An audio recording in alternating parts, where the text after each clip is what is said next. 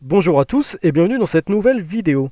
Donc pour le tutoriel d'aujourd'hui, nous allons voir un thème de saison parce que nous allons voir ensemble comment dessiner une étoile personnalisée pour votre sapin de Noël. Et en plus de ça, je vous invite à rester jusqu'au bout de la vidéo parce que vous allez voir que j'ai une petite surprise pour vous. Donc en attendant, c'est parti pour la conception. Donc moi j'ai envie de faire une étoile qui ressemble à un flocon de neige. Donc je vais faire une petite recherche sur Google Images. Donc on va faire la recherche en anglais, généralement on a plus de résultats. Donc là on a plusieurs exemples de flocons de neige, j'en avais un au début qui avait l'air pas mal. Donc on va prendre celui-ci. Je vais faire un clic droit, ouvrir l'image dans un nouvel onglet.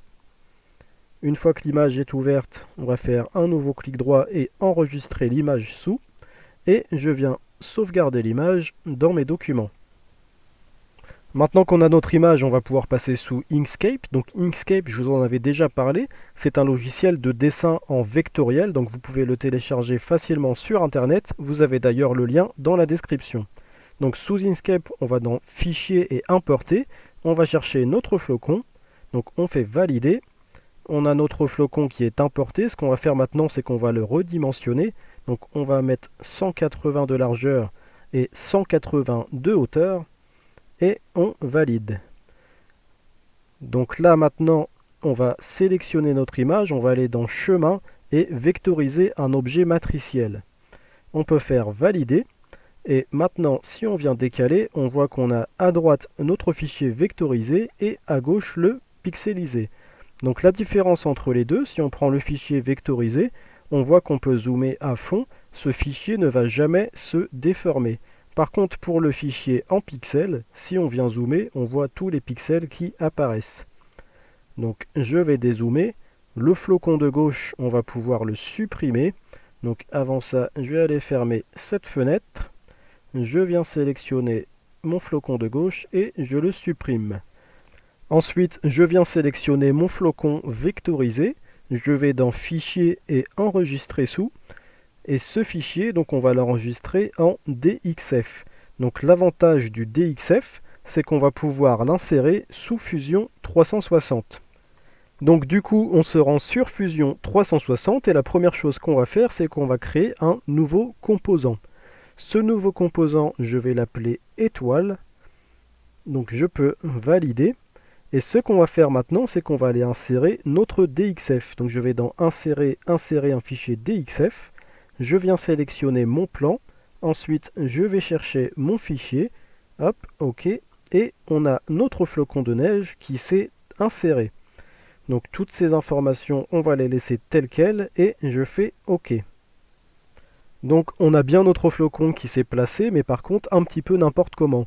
Donc c'est pas grave, on va pouvoir le replacer. Donc pour ce faire, je vais modifier cette esquisse et je vais venir rajouter quelques éléments. Donc pour ça, je me mets en élément de construction et je viens tracer une droite de ce point jusqu'à ce point. Ensuite, je vais dans Créer, Point, et je viens placer le point milieu de cette droite. Donc c'est grâce à ce point qu'on va pouvoir replacer notre flocon de neige. Donc je dézoome un petit peu. Ensuite, ce qu'on va faire, c'est qu'on va tout sélectionner. On va aller dans Modifier, Déplacer. Je vais mettre point à position. Je viens sélectionner mon point que je viens de construire. Et donc là, on a les coordonnées du point. Donc on va tout remettre à 0 de façon à ce que ce point soit pile sur notre origine. Donc là, on peut faire OK.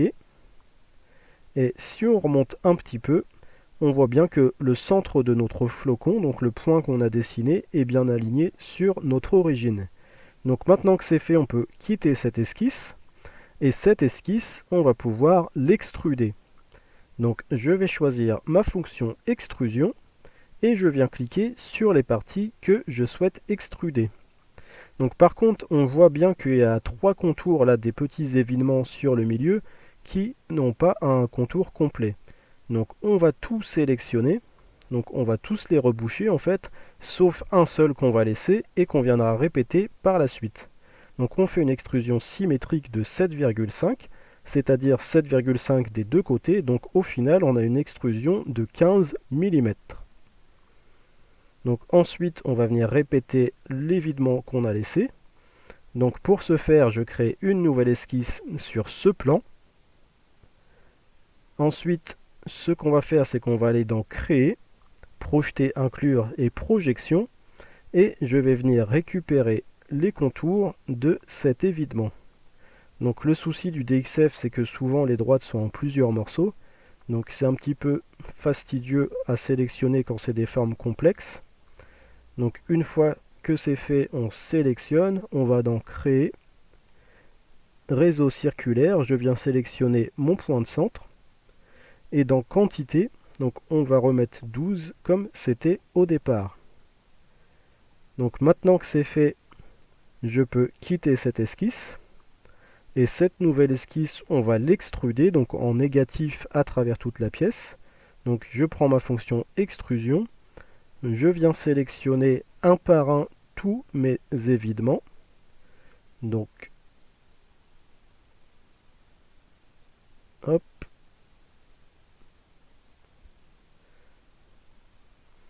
Une fois que c'est fait, je vais faire mon extrusion donc à travers toute la pièce. Et je fais OK. Donc nous avons maintenant notre flocon de neige qui est en 3D, donc qui a été extrudé de 15 mm. Donc on va poursuivre la conception de notre étoile, on va venir dessiner la partie qui va nous permettre de se fixer dans le support qui va sur le sapin. Donc j'ai créé une nouvelle esquisse ici sur ce plan, et ce qu'on va faire, c'est qu'on va aller dans Créer, Projeter, Inclure et Intersection. Je vais cliquer sur ces deux arêtes et ça va me donner un point. Donc grâce à ce point d'intersection, je vais pouvoir accrocher mon rectangle. Donc sur mon rectangle, je vais mettre une contrainte de coïncidence entre ce trait et ce point. Donc maintenant que c'est fait, on va aussi mettre une petite contrainte de symétrie, mais avant ça, je vais venir réafficher mon origine. Je vais ensuite sur symétrie, je veux une symétrie entre ces deux traits par rapport à mon axe. Donc maintenant que les contraintes sont mises, on va pouvoir coter notre rectangle. Donc ici, on va mettre une longueur, donc on va essayer 12. Donc c'est un petit peu grand, on va réduire à 10. Donc c'est toujours un petit peu grand, je pense qu'on va pouvoir mettre 8 mm. Et dans l'autre sens, donc ici je vérifie juste que je suis bien aligné. Dans l'autre sens, on va pouvoir mettre une cote, donc on va essayer 10 mm. C'est un petit peu court, donc je vais mettre une cote de 12 mm. Ensuite, on va faire un second rectangle, donc coïncident au premier. Je vais remettre une contrainte de symétrie entre ces deux traits par rapport à mon axe. Et maintenant, ce rectangle, on va lui aussi pouvoir le coter. Donc, je vais mettre une cote ici de 15 mm. Et de l'autre sens également, on va mettre une cote de 15 mm. Donc, mon rectangle n'est pas encore bleu, il lui manque une contrainte. On met une contrainte de coïncidence entre les deux rectangles. Une fois que c'est fait, je peux quitter cette esquisse. Et cette esquisse, on va l'extruder. Donc je sélectionne les deux parties que je souhaite extruder. Je déplace ma flèche du bon sens et je renseigne une valeur de -15 mm. Donc vous aurez compris, le but c'est de faire des parties qui vont facilement être imprimables par la suite, donc sans support. En parlant de support, on va venir créer celui qui va aller sur notre sapin. Donc pour ça, on va créer un nouveau composant. Ce nouveau composant, on va l'appeler support. Donc on peut faire OK. Donc on a notre nouveau composant qui est créé. Et à l'intérieur de ce nouveau composant, on va venir créer une nouvelle esquisse. Donc ici sur le bas de notre étoile. On va aller dans Créer, Rectangle et Rectangle par le centre. Donc on va tracer un rectangle qui part de l'origine. Et ce rectangle, on va le coter. Donc je prends mon outil de cotation, donc entre ce trait et mon étoile, on va laisser un petit jeu de 2/10 et on va faire la même chose entre ce trait et notre étoile, on va renseigner une valeur de 0,2 mm. Ensuite, on va faire un cercle qui part du centre d'un diamètre de 30 mm. Une fois que c'est fait, on peut quitter cette esquisse. Cette esquisse, on va l'extruder. Donc on va l'extruder de ce sens. On va remonter de moins 15 mm. OK. Sur l'arête supérieure, on va faire un petit congé. Donc je sélectionne mon arête. Et on va mettre un congé de 3 mm. Ensuite, on va venir créer une nouvelle esquisse ici, donc sous le dessous du support. Je vais ensuite aller dans Créer, Projeter, Inclure et Projection. Et on va venir récupérer le cercle. Donc je vais faire Annuler, je vais recommencer. Projeter, Inclure, Projection. Je viens récupérer mon cercle et je fais OK. Une fois que ça c'est fait, on peut terminer l'esquisse. Et cette esquisse, on va elle aussi l'extruder. Je sélectionne les deux parties qui composent mon esquisse et j'extrude de ce sens. Donc on va venir extruder d'une certaine longueur pour que ce soit bien maintenu sur le sapin. Donc 40, on peut augmenter un peu, on va passer à 50 mm. Donc 50, ça me paraît pas mal, on va faire OK. Ensuite, on va venir faire un perçage en dessous. Donc avec la fonction perçage, je clique ici. Je renseigne une valeur donc pour mon diamètre de 25 mm. Je viens le décaler donc pour l'aligner au centre et je sélectionne bien angle. Ce qui fait que notre support, si on l'imprime debout, on ne va pas avoir besoin de support. Donc une fois que c'est fait, je peux faire OK. Et j'ai maintenant mon support, donc la partie qui va aller sur le sapin, qui est terminée. Donc je peux réactiver l'ensemble. Et donc on a un aperçu de notre étoile, donc qui est maintenant entièrement terminée. Donc ce qu'on va faire maintenant pour qu'elle soit imprimable, c'est qu'on va venir exporter nos fichiers STL. Donc pour ça, je vais dans Fichier, dans Impression 3D. Je viens sélectionner le corps qui comporte mon étoile et je fais OK.